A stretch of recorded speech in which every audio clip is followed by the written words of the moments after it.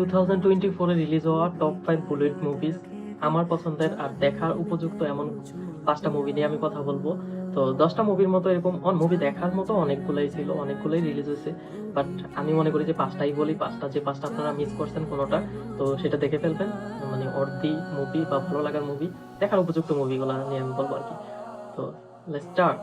Number 5-এ sector 36, এটা বিক্রান্ত মেসির movie, নেটফ্লিক্সে রিলিজ হয়েছে। এটা হচ্ছে থ্রিলার টাইপের মুভি, তো ওই সেন্স নিয়ে মুভিটা দেখা স্টার্ট করে দেন। মুভিটা লাইক মাস্ট ওয়াচ মুভি, সেই একটা মুভি, আমার পছন্দ হয়েছে, ভালো লাগছে, আপনারাও দেখতে পারেন, ফ্রেশ কন্টেন্ট। আর নাম্বার 4 হচ্ছে দুপাত্তিতে কৃতি সাননের মানে পারফরমেন্স সেই ছিল।